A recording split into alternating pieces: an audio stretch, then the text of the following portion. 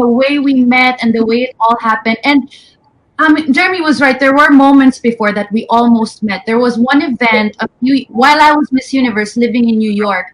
There was an event by Philippine Tourism. I was there as a guest, and then, oh no, they were there earlier, and then they were leaving, and then somebody said, "No, wait, because Miss Universe is coming," and then, but they left anyway, so we didn't know that night.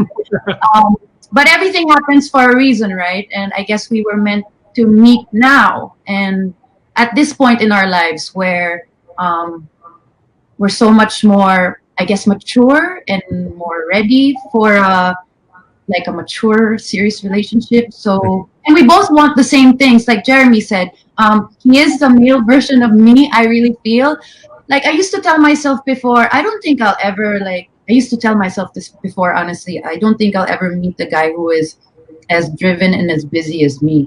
And then that would be a problem, because then, you know, you get a lot of misunderstanding in relationship when that happens. And so I wasn't really looking for anyone when I met him, but it happened, and I'm so happy. We're so in love.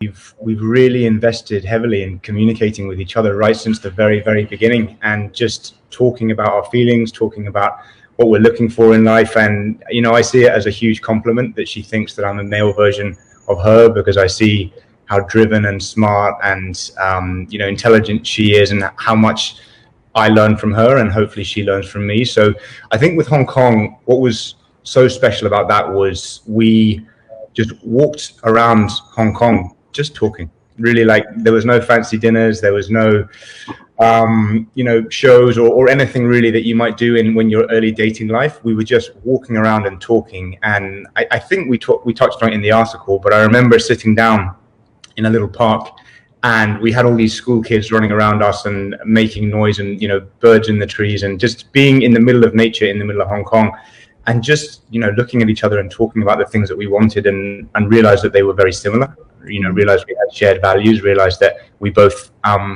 you know, we both wanted the same thing. And then you know, it was love at first sight. I was like, right, I'm done. I'm wanting to make sure that we invested in each other and got to know each other, and really that the foundation for our whole relationship was built on the two of us really becoming close and understanding our values, the things that we cared about, the things that we wanted. And on the flip side, knowing that obviously people would be interested and people would want to know about us, we just felt it was really important that we set a good foundation before we came out and did something like this. When I met Jeremy, we really clicked right away, and we just talked nonstop, and we found so many things in common, and it's almost like love at first sight, I think, even though you won't admit that it was love at first sight. Like, I'm a little nervous, actually. I don't know why. When was the last time you saw each other? Wow. So it would have been, February, right, baby? Yeah, New York. Ooh, that's what you call each other.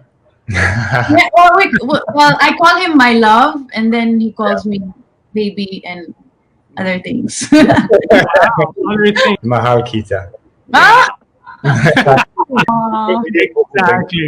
Exactly. Yeah, and I also taught him kilig. He also know what kilig means.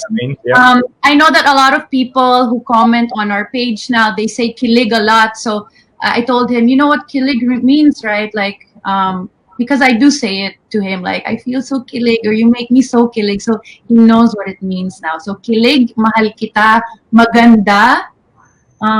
What else, babe? Like, I mean, those are the important ones. The important ones, right? Those are the ones that we try and say.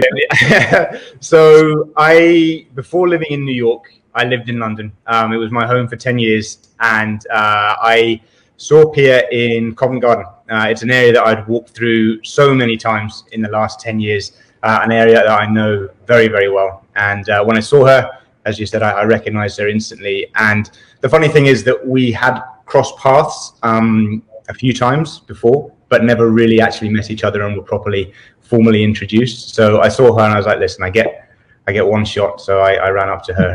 It all went from there. You know, I think I just introduced myself and said, look, my name. I introduced myself, and mentioned that we had mutual friends in common, because I'd been to the Philippines a couple of times in the past. We knew some people in similar circles, so it wasn't just completely out of the blue. It was more really wanting to make sure that we invested in each other and got to know each other, and really that the foundation for our whole relationship was built on the two of us really becoming close and understanding our values, the things that we cared about, the things that we wanted, and on the flip side, knowing that obviously people would be interested and people would want to know about us. We just felt it was really important that we set a good foundation before